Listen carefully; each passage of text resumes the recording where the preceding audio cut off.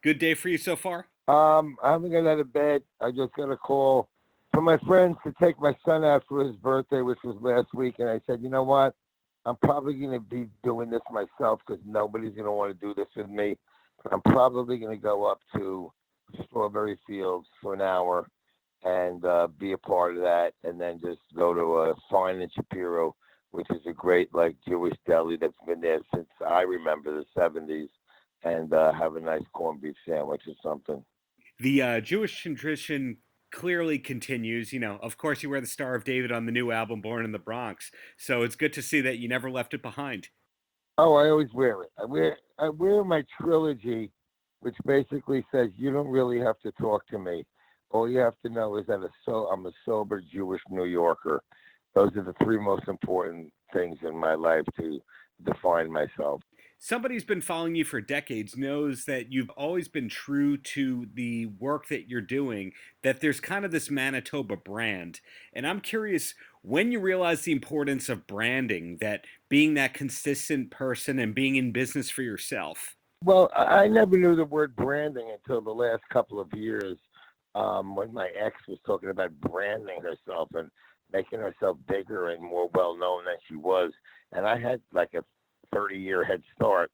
And so I never had the consciousness of that word, even though what I might have been doing might have been branding. It was, it started out with me just being handed a microphone and having more uh, having more than the lead singer, having more what do you call it? Fuck is the word? Charisma than the lead singer, and it's sort of like I just sort of fell into it, and there's a naturalness to it because you handed me the microphone and it worked. So then I did more, and then I did more, then I did more, and then I just started developing my character naturally to the point where I mean, people actually once in a while paying me to write articles, paying me to do speeches at colleges, um, at all different kinds of places, like over the years. So that grew, and I never wrote songs until recently. And then when I got my legs under me to write songs and the confidence that I never had before for a variety of reasons, I started getting excited and realizing, hey, I can write songs.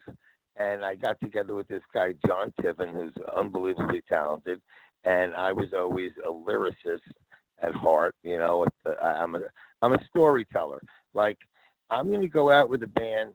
If I can find a band, which I have a little band, which is really good, and if I can find people that want to pay for that band, I'll go out with them. If not, I'm going to try doing one of these little like living room things to start with a guy who sings great, who plays guitar, and me and him, and play songs and tell stories and entertain people, and then hopefully build it up to something more. I also have a book deal on the table. I have a podcast which is slowly but surely creeping up to 15,000 people. I want to get it up to about 50,000. I have a record out, an album, and a little goofy show. I'm not expecting a million people on YouTube, but every once in a while I'll just like put on a wrestling mask or something and talk into my cell phone for 5 minutes. And a little things that like bother me or something about make me pissy, which I seem to be getting more and more as I get older and older. Kind of speaking of what you just said, when it comes to who is Manitoba, what does he do? Some people could say he's a musician. Some people can point in the podcast and the radio show direction. You just mentioned a book. You had your bar for years. When you have to make small talk with somebody and they go, "What do you do for a living?" What do you usually say to them? I usually start with, this might take a little while. Are you sure you want to hear about it? And yeah, I try to say like, oh, look, I'll give you as much of the headlines as possible. I'm a person who despises doing one thing. I cannot sit at a desk and a computer. I can't go to work 5 days a week and do one thing. So I have found part very hard work and part a lot of luck and stepping in a lot of shit. I have found that I function better as a human being when I wake up in the morning and I go, okay, I'm going to spend a certain amount of time on my podcast, a certain amount of time on my YouTube channel, which is, like I say, very small right now. A certain amount of time writing songs and working with John Tiven. A certain amount of time trying to put something together live, which I adore, and I won't give up until I can do it because I just love playing live. I got up at a dear friend of mine, Nick Tashi's, one of the great writers there was, or there is, I should say, because his books will live forever. He passed away, and he had this wonderful, respectful sort of party almost. This like just what do you call it? Not party, but we just not, fuck, man, what's the word? His life. We explore. We didn't explore. A memorial. It was a memorial, but it was in a bar. It was in a cigar bar. So we fuck is the word. We not examined his life. We whatever. We had a fucking party for his life. I can't think of I can't think of fucking words these days. We had a party for his life. We enjoyed talking about his life and being his friend, and everyone had a story from a different era, and totally different stories. And everybody got up, and I got up, and I had nothing to say. I just got up and just started wailing. I just talked for 15 minutes straight. And a guy comes up to me, goes, I own a book agency. Are you interested in doing a book? I said, sure. Let's just exchange numbers. So, like, stuff like that happens to me. It's like when I get out of the house, every time I do something, somebody responds to me. And I realized I just have this natural thing to entertain people. I'm a storyteller. I guess I'm a part comedian naturally. I'm not a stand-up comedian. And I'm a rock and roll singer and a writer, and I love waking up in the morning. I used to love going to my bar too, but I love waking up and doing like 5 different things. And in terms of that bar that you just mentioned, is there a chance that it may reopen in the future or another location might come about? Very, very, very small chance.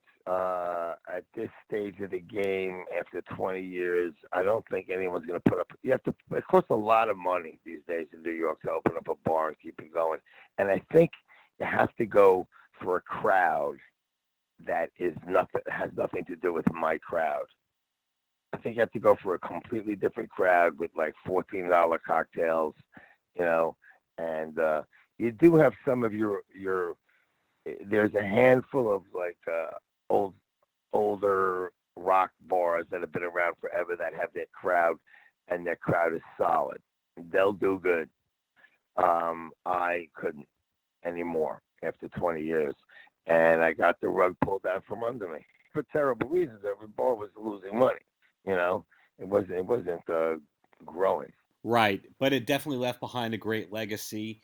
And going back to an earlier topic here, a lot of the people in your bands, whether you were doing more of a punk thing or more of a metal kind of thing, were Jewish. Was that by design, or just that's the people that you grew up around? People I grew up around, but I grew up in the Bronx. I grew up around Puerto Rican kids and black kids and Irish kids and Catholic kids, Italian kids. Like I grew up around everybody. It's just that it's sort of like the academically brighter kids, I guess, were the ones. And I didn't go to Bronx High School of Science, but we were all friends, and let's start a band. It's really cool. And so I think at the time, I think 4 out of 5 of us were Jewish. Yeah, and there was always one goy. There was always one goy in the band. And then another thing that intrigues me is, and it hasn't been really addressed publicly, was professional wrestling a big influence on you and the Dictators? Yes, it was. It was. I got my name from a guy named from the Valiant brothers, Handsome Jimmy Valiant, and I got my name from there's heels, which is bad guys, and faces, baby faces, which are good guys. That's wrestling parlance. And baby faces are boring. They're boring in movies. They're boring in books. They're boring in wrestling. They basically win a match and they say, God did it. And I thank my friends and you wonderful fans. And the bad guys go like, I'll break his fucking face open. I don't care about the goddamn belt. I just wanna hurt people. That's what I'm here for, to hurt people. And it's like, those are the guys that made it exciting. And, go see a movie, that the bad guys are the ones who make it exciting. So, and it's also the ones who brag about themselves, like I'm the greatest, I'm the prettiest, And Muhammad Ali was like that, even though he was a good guy, he was a bad guy. And yeah, it was very important. All of the Dictators went to fairly regular wrestling matches at the Garden with Richard Meltzer and Nick Tashi's, who just passed away, and those two, of course, very well known as. Richard wrote as an early rock writer for Daddy and Rolling Stone when they were little fold-over newspapers. And we all go together. Did your love of professional wrestling continue after that golden era?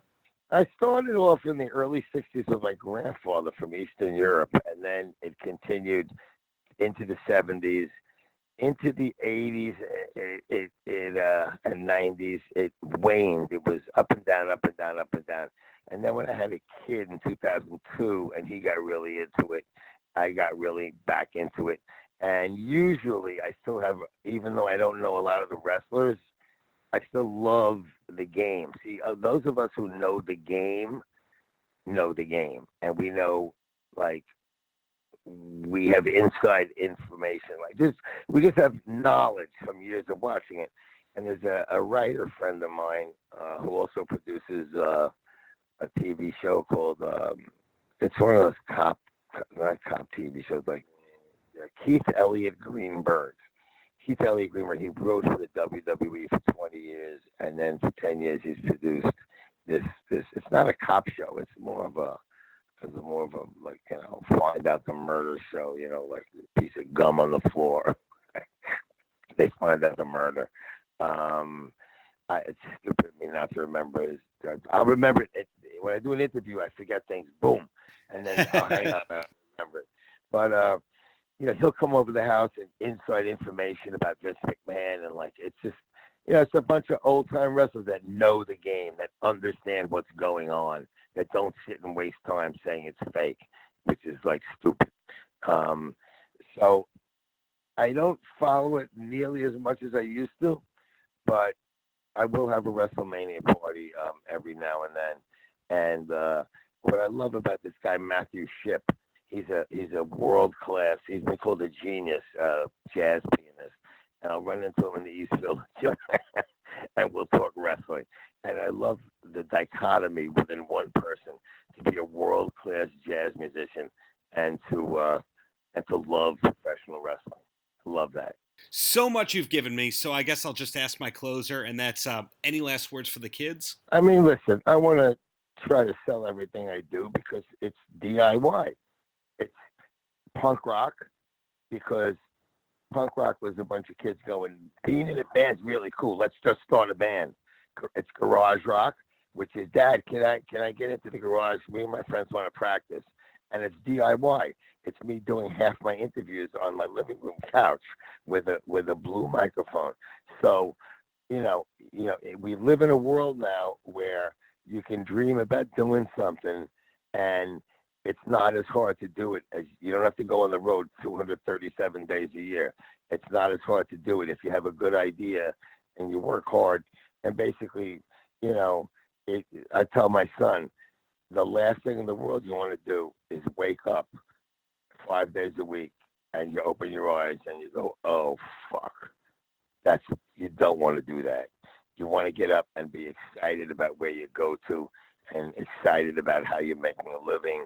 And all I can tell you is I've lost so many people to such horrible diseases, and anything can happen to anyone at any moment. So if it hasn't happened to you at this moment, enjoy your fucking life.